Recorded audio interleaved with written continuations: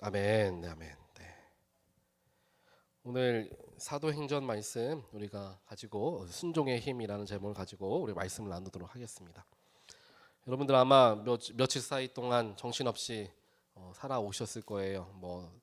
추수감사절도 잘 지나가고 지난 주에는 지금도 계속 진행 중에 있지만 대한민국이 굉장히 큰 어려움을 겪고 있죠. 그래서 많은 분들이 기도하는 가운데 있고 이때에 그리스도인들은 더욱더 기도해야 한다라는 생각을 이제 하게 됩니다. 그래서 사람들은 이 경과가 어떻게 되고 잘잘못이 누가 있고 물론 그것은 따져야 되는 부분이긴 하지만 우리 그리스도인들이 가장 먼저 해야 할 반응은 우리가 나라를 위해서 기도해야 되겠다라는 것이 아닐까라는 생각을 해봅니다. 그래서 여러 SNS들을 통하여서 우리 한국의 큰 교회 목사님들 그런 영적인 지도자들은 많은 그리스도인들에게 한국 그리스도인들에게 기도를 촉구하는 나라를 위한 기도를 촉구하는 그러한 메시지들을 남기고 있습니다.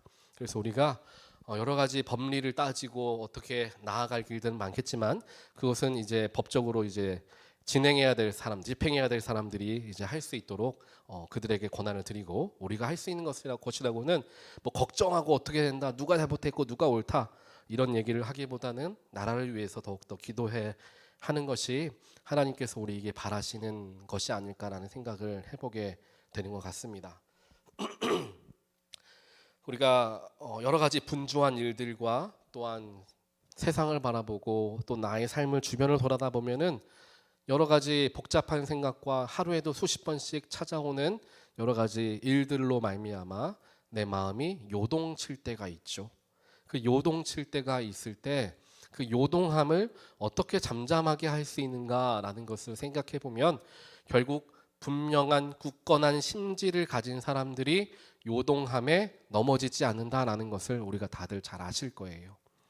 그래서 여러 가지 어려움들 속에서도 마지막까지 자신이 가진 신념이 뚜렷했던 사람이 좌로나 우로나 치우치지 않고 그 신념을 가지고 끝까지 완주하는, 그것이 비록 다른 이들에게 손가락질 받는 일 혹은 자기가 쌓아왔던 모든 경력이 사라질 수도 있는 그런 위기 속에서도 그들은 신념을 붙들고 나아가는 그런 모습들을 보이게 된다는 거예요. 그래서 나의 마음이 요동할 때, 나의 마음에 문제가 찾아오고 복잡하게 될 때 우리는 무엇인가를 분명하게 바라보고 나아가야 하는가를 항상 마음에 새기고 살아가야 한다는 것입니다. 그것이 바로 예수 그리스도가 되는 것이고 그것이 바로 우리에게 허락하여 주신 하나님의 소명이다라는 거예요. 그렇다면 우리가 항상 생각해 볼 수 있는 거예요. 모든 세상의 일들, 나의 모든 삶의 주변에서 일어나는 모든 일들을 예수 그리스도의 관점에서 또한 나에게 허락하여 주신 예수님의 소명에 대한 관점에서 모든 것을 대입해서 해석하려고 하다 보면 그 속에서 영적인 진리를 발견하게 돼요. 그래서 그 속에서도 하나님의 뜻을 분별할 수 있게 되고 거기에서 영적인 선택을 우리가 할 수가 있게 된다는 거예요. 이러한 영적인 분명한 기준이 있었던 사람들이 바로 이 어지러운 시국에 나라를 위해서 기도해야 한다로 가는 거죠. 하지만 그렇지 않으면 뉴스에 마음을 빼앗기고 다른 여러 가지 이것이 옳고 저것이 옳고에 빠져서 내가 마음이 요동하는 지경에 이르게 된다는 거예요.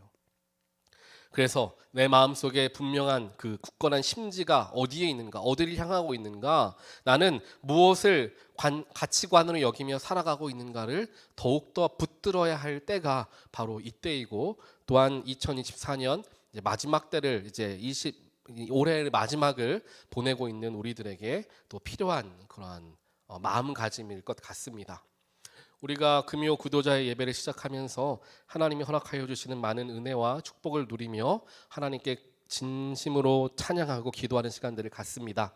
그렇게 함께 찬양하고 기도하다 보니까 하나님이 우리 교회에 원하시고 바라시고 또한 뜻하고 계시는 것은 뜨거운 영적인 부흥이며 또한 그를 통하여 하나님을 모르고 혹은 교회를 찾지 못해 방황하는 성도들을 우리 교회 가운데 더욱더 많이 불러 모아주실 수 있도록 준비시키는 그런 과정이다라는 것을 저와 여러분들이 항상 느끼면서 살아가고 있습니다.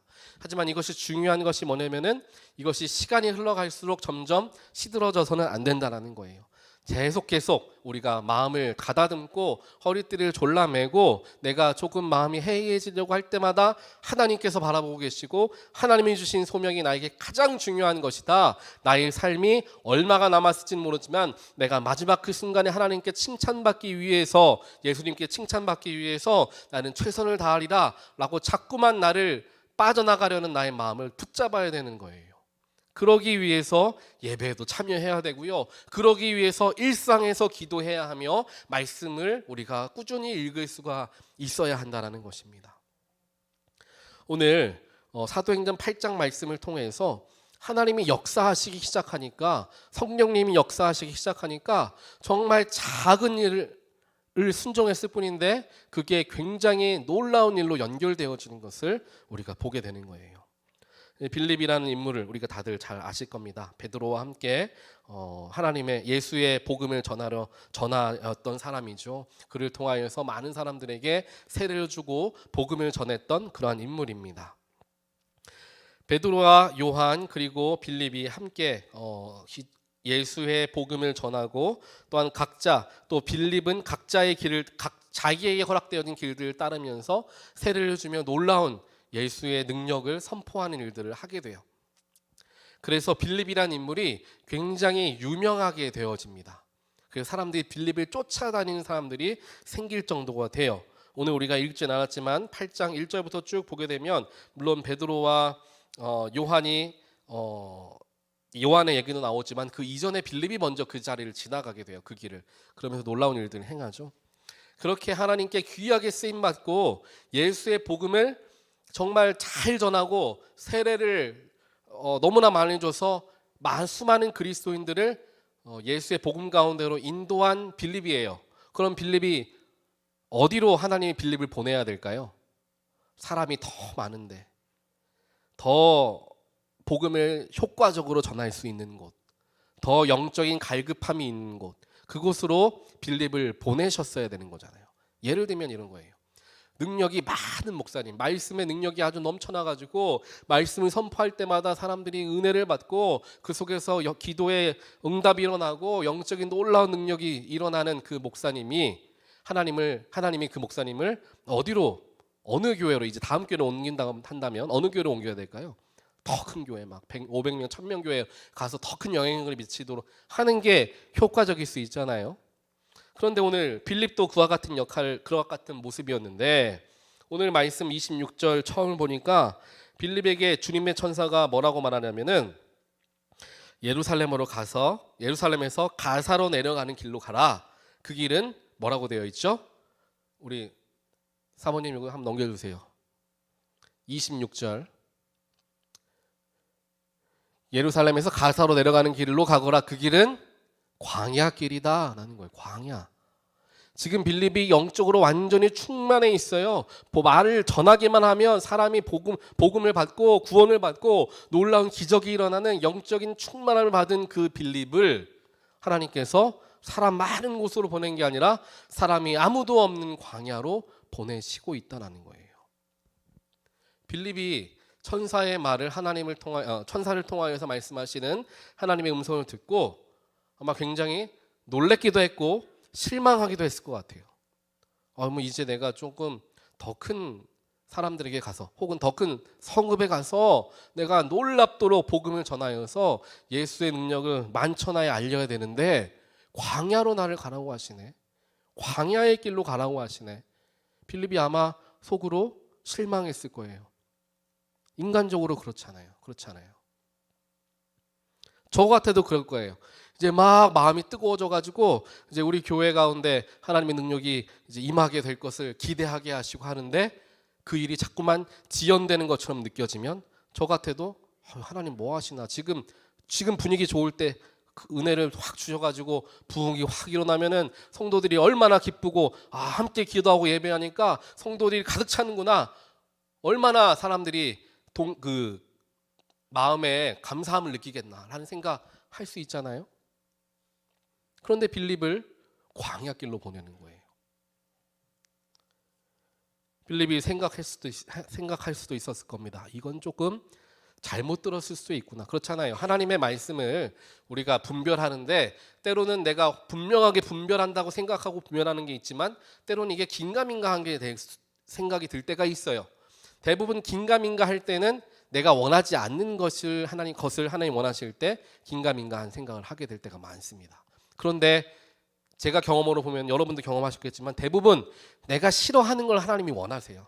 내가 하기 싫은 걸 하나님이 원하시고 내가 포기해야 되고 내가 내려놔야 되고 내가 뭐 다 그렇게 해야 되는 걸 하나님이 원하실 때가 굉장히 많다는 걸 아마 여러분들 경험해 보셨을 거예요. 빌립도 감사하게 영적으로 그 순간 충만해 있었기 때문에 하나님께서 빌립에게 광야로 나아가라고 하셨을 때 그 말씀에 순종할 수 있었어요. 하나님 아니에요. 내가 더 잘할 수 있는 곳, 내가 더 사람들 구원할 수 있는 곳, 거기 가서 전할게요. 욕심 부리고 자기 뜻대로 자기 생각대로 가지 않았다는 거예요. 게다가 아까 말씀드린 것처럼 빌립을 따르는 사람들이 있었어요. 그 따르는 사람들이 얘기하겠죠. 빌립 선생님이요, 지금 당신이 가야 될 곳은 광야가 아닙니다. 더 많은 사람들에게 가가지고 더 많은 물이 이루어야 되지 않겠습니까? 빌립에게 여러 가지 간언하는 사람들도 많았을 거예요. 하지만 빌립은 그걸 다 뒤로 하고 하나님 말씀에 순종하게 되었다라는 겁니다. 그 길이 광야의 길이다.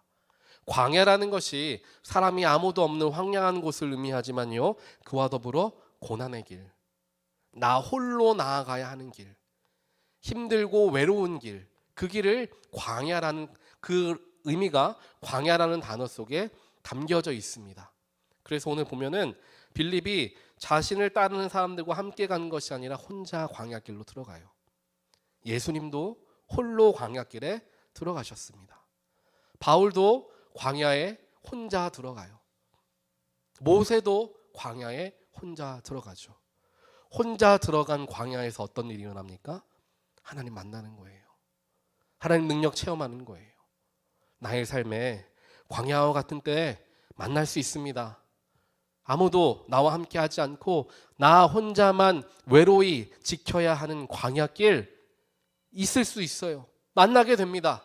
그때에 그 외로움 때문에, 그 힘듦 때문에, 그 광야가 주는 그 고난과 어려움 때문에 내 마음속에 문제가 찾아오고 내가 도무지 이겨낼 수 없다라고 생각을 한다면 거기서 내가 넘어지고 말겠죠. 하지만 성경의 모든 인물, 광야를 경험했던 성경의 모든 인물은 거기에서 하나님을 만나더라는 거예요. 광야길을 경험하게 된다면 물론 어렵죠, 힘들죠, 나 혼자 이겨내야 되는 일들이 있습니다. 하지만 그 속에서 하나님을 내가 만날 수 있는 길이다라는 것을 기억하며 소망함을 놓쳐서는 안 된다라는 거예요. 아무리 가족이 친하고 아무리 남편과 아내가 서로 가까이 지낸다 할지라도 서로에게 말 못하는 것들이 있잖아요. 마음 아픈 문제들, 염려되는 것들, 내 마음의 감정을 스스로 다스리지 못하는 것, 남편과 아내마저도 서로에게 해줄 수 없는 부분이 분명하게 있어요. 그건 나 혼자 오롯이 감당해야 되는 무엇인가가 있다는 거죠. 그때에 우리는 우울감에 빠지게 되고 내가 이것을 어떻게 홀로 이겨낼 수 있을 것인가, 내가 이거 어떻게 감당할 수 있을 것인가 포기하고 싶고 내려놓고 싶고 그런 마음이 들 때 우리는 그 자리에도 그 광야길에도 소망이 있다는 사실을 분명하게 붙들어야 된다는 거예요.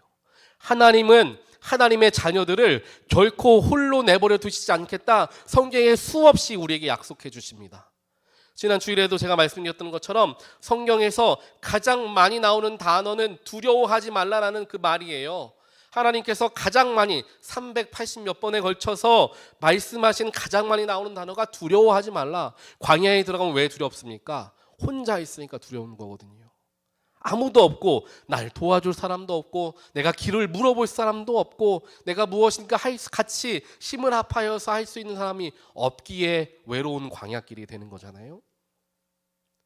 하지만 그 광야의 때에 하나님 우리를 찾아오셔서 두려워 말라 우리에게 말씀하십니다. 오늘 찬양으로 함께 고백하지 않았습니까? 하나님의 사랑을 사모하는 사람, 하나님의 평안을 바라보는 사람, 우리를 창조하신 하나님을 믿고 의지하는 사람은 하나님이 나를 얼마나 사랑하는지 기억하고 주님을 바라보고 주님만 의지할 수 있어야 됩니다. 우리 다들 같이 고백하고 찬양했잖아요. 그런데 이 찬양의 가사의 고백처럼 나의 삶에 어려움이 다가왔을 때 이 고백처럼 내가 살아가고 있느냐라는 거죠. 나는 왜 혼자 이 길을 가야 하는가? 나는 지금 왜 이곳에 나와 있는가? 나에게는 왜 이런 어려움들만 찾아오는가? 답답한 마음과 우울한 마음 때문에 하나님께 기도조차 하지 못하는 영적인 침체를 경험하게 되는, 그것이 우리 인간 모두의 연약한 모습이에요. 그러니까 하나님이 우리에게 성경에서 말씀하시죠. 두려워 말라. 왜 이렇게 많이 말하겠어요? 저희 아이들에게 제가 제일 많이 하는 말이 뭔지 아십니까? 거기 가지 마라. 그거 하지 마라. 이거를 제일 많이 말해요. 많이 말한다는 얘기는 뭐예요? 많이 한다는 거죠. 다칠지 모르고 위험한지 모르고 계속 하고 있으니까 제일 많이 하는 말, 하루 중에 제일 많이 하는 게 가지 마라, 거기 가지 마라, 싸우지 마라, 이런 말이에요. 하나님도 똑같은 거예요. 두려워하지 마라. 왜 여러 번 말합니까? 자꾸 두려워하니까 말하는 거예요. 자꾸 나 혼자 있는 것 같고 내가 혼자 모든 걸 해결하려고 하는 그 두려움이 엄습하니까 내 마음속에 두려움이, 무서움이 찾아오고 외로움이 찾아오고 그 속에서 감정의 무너짐을 경험하게 되는데, 하나님은 항상 우리에게 말씀하시기를 두려워하지 마라. 내가 너와 함께 할 것이고 내가 너의 기도를 들을 것이며 내가 너의 눈물을 닦아 주실 것이다, 줄 것이다. 계속해서 우리에게 말씀하신다라는 거예요.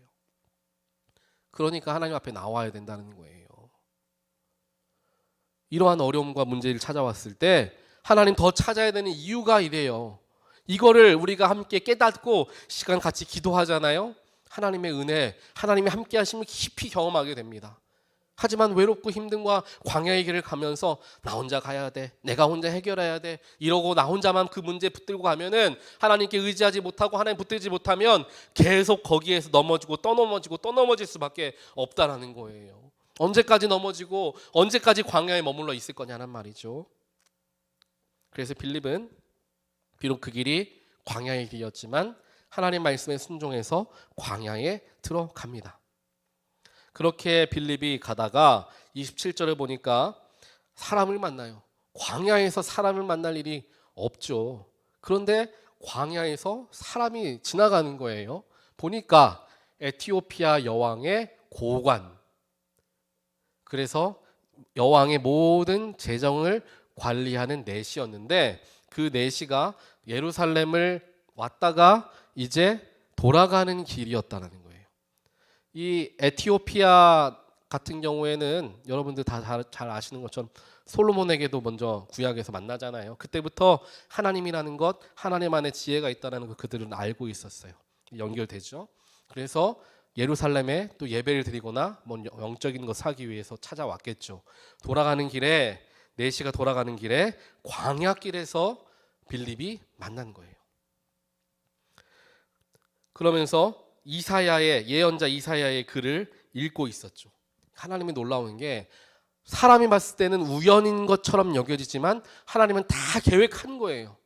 이 둘이 만나게끔 하나님이 다 만들고 계셨던 거예요. 그리고 그 순간에 이사야의 글을 이 사람이 읽게 만들어서 이게 도대체 무슨 말인가를 궁금하게 하시고 빌립을 통하여서 광야길로 나아가게 하셔서 그 두 사람을 만나게 하시는 놀라운 섭리가 먼저 주어지고 나서 사람들이 만나니까 이거 놀라운 우연이네라고 생각하게 된다는 거예요. 우리가 항상 그리스도인들 기억해야 된다는 거 말씀드렸죠. 그리스도인들에게 우연은 없다라는 거예요. 운이라는 건 없다는 거예요. 모든 것이 하나님의 섭리 안에 있는 것이기 때문에 내가 만나는 것, 내가 경험하는 것, 내가 짤막하게 만나는 그 모든 순간들이 나에게 의미 있다는 걸 발견해야 되는 거예요. 내가 지나가는 누군가와 오늘 부딪히며 인사하고 대화를 나누었는데 왜 그런 일이 있었을까? 누구를 만났는데 그 사람이 나에게 이런 말씀, 이런 이야기를 해줬어요. 왜 그런 이야기를 내가 듣게 됐을까? 이거를 제가 아까 말씀드렸잖아요. 하나님을 마음속에 온전한 가치관을 여기며 살아가는 굳건한 심지를 가진 사람은 삶의 어떠한 순간순간 속에서도 하나님을 통하여서 그걸 해석하려고 하기 때문에 모든 일들 속에서 하나님을 발견하는 거예요. 그래서 하나님의 놀라운 섭리하심이 먼저 준비되어지게 되었고, 이 빌립을 통하여서 내시가 에티오피아 내시가 궁금해했던 하나님 말씀을 풀어주게 하시죠. 2025년 우리에게 허락되어지고 2025년에 우리 교회가 분명하게 붙들고 분명하게 완수해야 할 일 하나가 있습니다. 그것은 무엇이냐면 우리가 하나님 만나러 가기 전에 한 영혼은 무조건 전도하고 가자라는 거예요. 이전에 전도하셨을 수 있어요. 하지만 지금부터 내가 하나님 앞에 한 명의 영혼이라도 내가 전도하겠다. 한 명 이상이죠. 한 명 이상. 적어도 못해도 한 명 이상의 영혼을 내가 구원하겠다라는 마음을 가지고 삶을 살아가는 거예요. 1년 동안 살아가다 보면 사람의 영혼을 구원할 수 있는 길들이 열리는 거예요. 내가 마음을 품지 않고 그냥 내가 살아가는 것처럼 살아가니까 전도할 기회도 보이지 않고 누굴 전도해야 될지도 모르는 거예요. 하지만 전도해야 되겠다라는 마음, 생명을 살려야 되겠다는 마음을 내가 항상 갖고 살아가면 누군가 만났을 때 하나님 이 사람 구원하라고 하는 건가? 내가 이 사람에게 복음 전하라는 건가? 이런 마음이 막 생겨나는 거죠. 그래서 전하는 거예요. 빌립이 지금 다른 게 한 거 아닙니다. 다른 거 한 게 아니에요. 하나님께서 광야로 나아가라 했더니 광야에 나아갔어요. 순종하고 나아갔어요. 그랬더니 지나가는 사람이 에티오피아의 내시였다라는 거예요. 그리고 우연히 지나가는구나 하고 넘어갔을 수도 있겠죠. 하지만 빌립은 어땠습니까? 이 순간에 하나님 예수의 복음을 전하는 일에 너무나 열심을 가지고 살아가던 순간이었어요. 내시가 걸어오고 있었을 때, 에티오피아 내시가 걸어오고 있었을 때 이것은 기회다. 이걸 알았던 거예요. 영적으로 깨어 있으니까 내가 이 에티오피아 내시에게 예수 그리스도의 복음을 전하게 되면 분명히 그 나라의 많은 사람들이 예수의 복음을 알게 될 것이다라는 그런 확신이 그 안에 막 생겨나게 된 거죠. 내가 이 내시에게 나가야 되겠다라는 거죠. 그도 그렇게 솔로몬을 통하여서 에티오피아 사람들이 하나님은 알고 있었지만 아직 예수에 대한 복음은 접하지 못한 때죠. 가장 처음 복음이 들어가는 그 놀라운 순간을 우리가 보고 있는 거예요. 에티오피아라는 나라에 복음이 전파되어지는 그 순간을 우리가 보게 된다는 거죠. 그래서 지금은 에티오피아가 못 사는 나라지만요, 원래 역사적으로 보면 에티오피아가 기독교가 굉장히 크게 번성했던 나라였습니다. 그래서 29절에 말하죠. 성령이 빌립에게 말하였다. 가서 마차에 이 글귀가 들어왔어요. 마차에 뭐라고 되어 있죠? 바짝. 그냥 마차에 가라가 아니에요. 바짝 붙으라는 거예요. 바짝. 뭔가 더 가까이 가라는 거예요. 그냥 성경이 마차에 다가가라라고 해도 얼마든지 그 의미를 표현할 수 있잖아요. 바짝이라는 단어 하나만을 가지고서도 그 속에 정말 많은 감정을 느낄 수 있게 하죠. 성령님이 빌립에게 얘기하는 거예요. 마차에 바짝 다가가서 이야기를 걸어라라는 거죠. 빌립이 그때까지도 기회다라는 것은 알았지만 좀 쭈뼛쭈뼛할 수도 있었겠죠. 왜냐하면은 한 나라의 내시가 오고 있는데 내시 혼자 오겠습니까? 수많은 그 집행하는 사람, 같이 이제 그들을 보호자하는 사람들이 엄청나게 많은 사람들이 오고 있을 거 아니에요. 그런데 수상한 빌립이라는 듣도 보도 못한 사람이 갑자기 찾아오는데 그 사람을 당연히 경계하겠죠.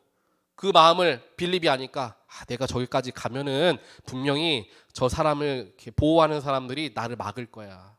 그러니까 난 한마디도 못할 수 있으니까 그냥 여기 넘어가야 되겠다. 아니면 또 이럴 때 있잖아요. 사람이 이렇게 지나치다 보면은 내가 저 사람에게 말을 걸어볼까 하는데 그 고민하는 순간에 그냥 지나가 버려. 그래가지고 말을 전하지 못하는 순간이 올 수도 있어요. 몰라요. 노희정 권사님 그런 경험을 해보셨을지 몰라. 요즘에 한 달에 한 번씩 마켓에서 이걸 전하시잖아요. 전도지를 전하시는데 모든 사람에게 다 주세요? 아니면 받으실 만한 사람 주세요? 골라서 하죠. 사람이 좀 그래요. 조금 더 긍정적으로 받을 것 같은 사람에게 드리게 되잖아요.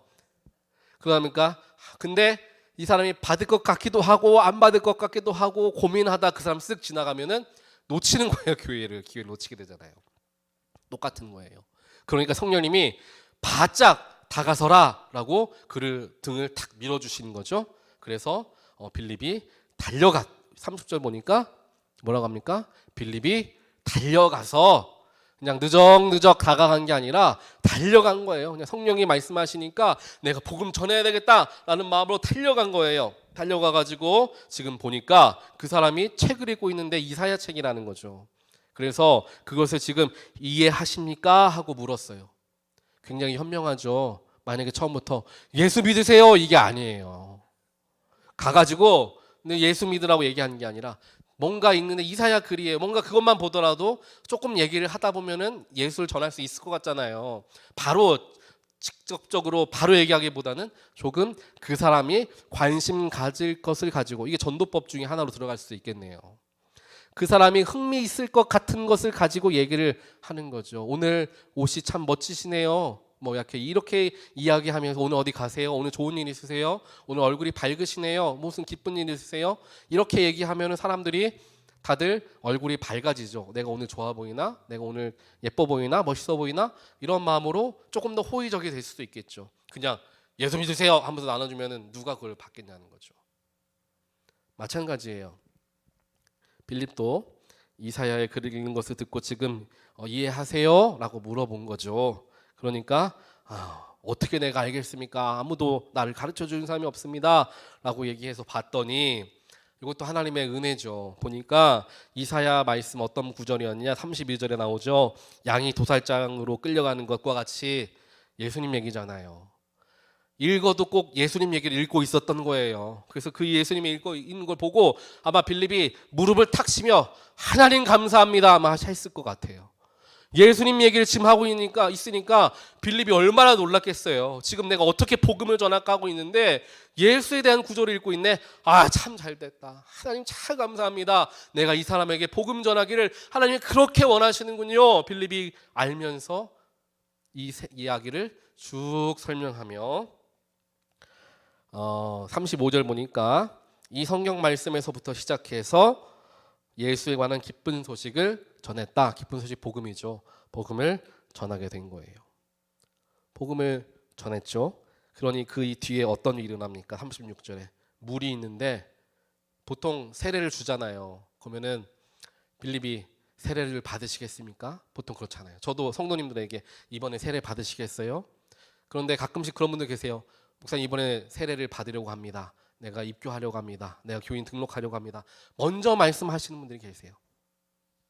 지금 이 에티오피아의 내시가 빌립을 통하여 받은 은혜가, 하나님의 은혜가 너무나 커서 지나가는 곳에 물이 있는 거예요. 거기에서, 그 물이 깨끗해봤자 얼마나 깨끗하겠어요. 거기에서 내가 지금 당장 세례를 받겠습니다. 놀라운 일을 하는 거죠. 그래서 빌립이 그 내시와 함께 내려가서 그에게 세례를 주고 올라왔다라고 이제 이야기를 하죠. 오늘 빌립에 대한 이 이야기를 보면서 빌립은 광야로 나아가라는 명령만 순종했지, 하나님이 빌립아 네가 광야에 나가면 거기에서 누굴 만날 텐데 그 사람이 뭘 읽고 있을 거다. 그러니까 가서 복음 전하고 그 사람이 먼저 세례 받자고 할 거니까 넌 세례만 주고 와라. 이렇게 얘기하시는 경우는 많지 않아요.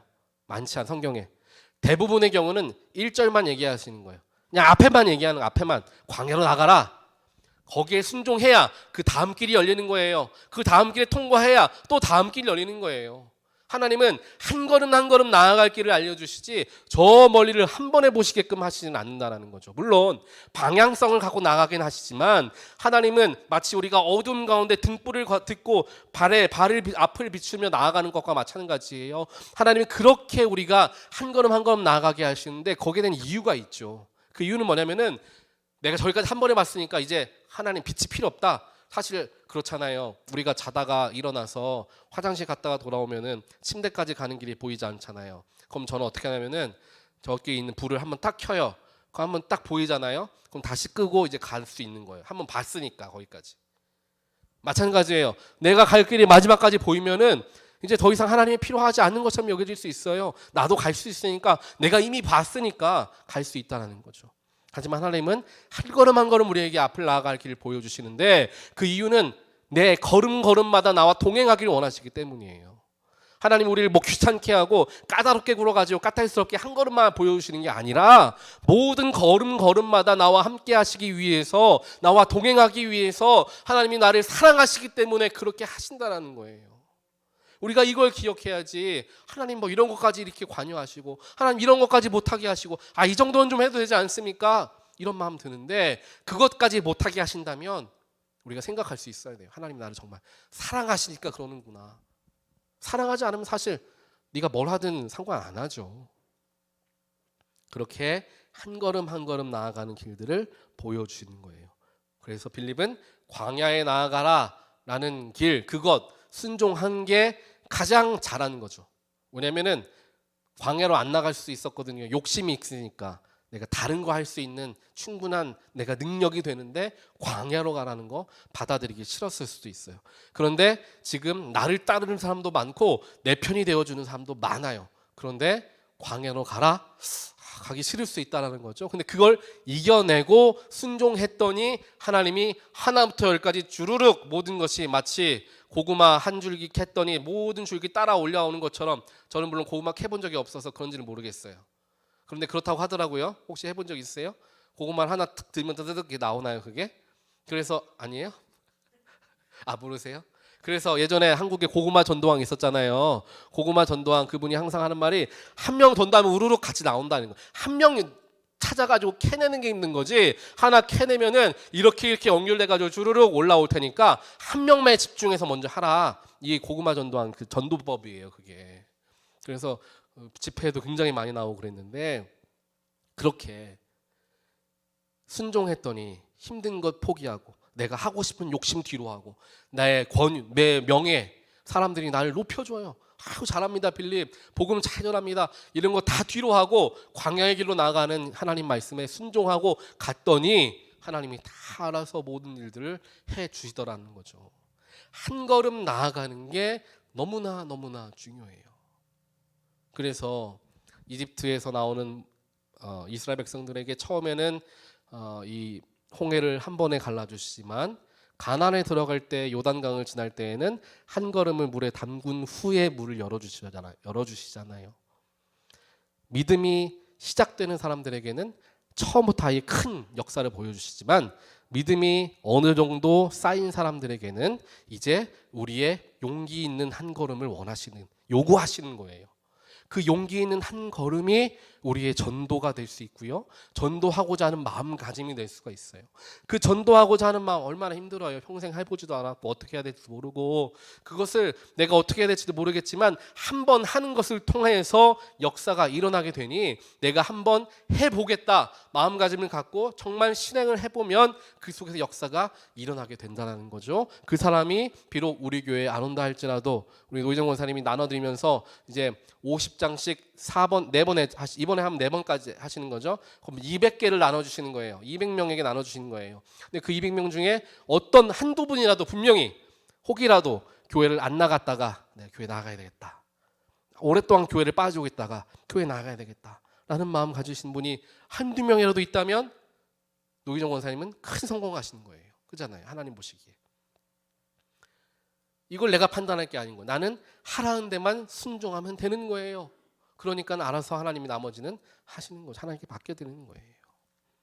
사랑하는 성도 여러분, 2025년 이제 내년 새해에 우리 많은 계획 세울 수 있습니다. 내가 좀 더 건강해지기 위해서 식단 조절하겠다, 운동하겠다, 여러 가지 할 수 있지만 그거 다 먼저 다 뒤로 하시고, 제일 먼저 내가 2025년에는 적어도 한 영혼 구원하겠다, 적어도 한 영혼에게 복음을 전하겠다, 그 마음가짐 꼭 가지시고 우리 다 같이 한번 작정하게 보시길 바랍니다.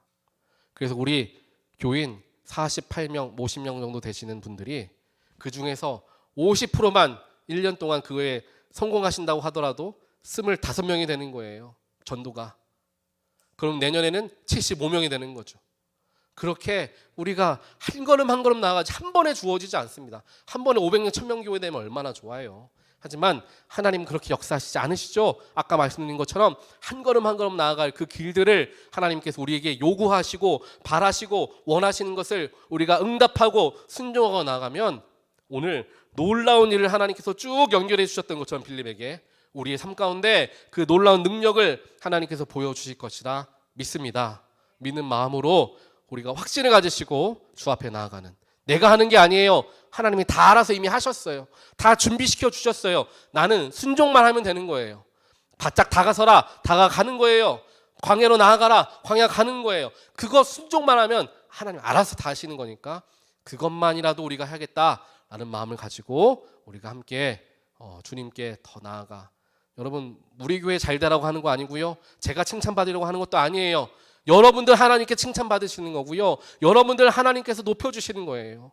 그것 기억하시면서 나와 하나님의 관계라고 생각하시고, 꼭 우리 교회 안 데리고 오셔도 돼요. 나와 하나님의 관계라고 생각하시고 한 영혼 구원하겠다라는 마음을 가지고 우리가 나아가는 저 여러분 되시기를 다시 한번 주님의 이름으로 축원드립니다.